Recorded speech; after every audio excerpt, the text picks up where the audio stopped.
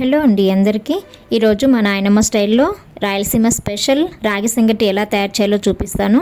ముందుగా ఒక glass rice తీసుకొని కడిగి 1కి 4 లేదా 5 గ్లాసులు నీళ్లు పోసి గంట సేపు నానబెట్టుకోవాలి.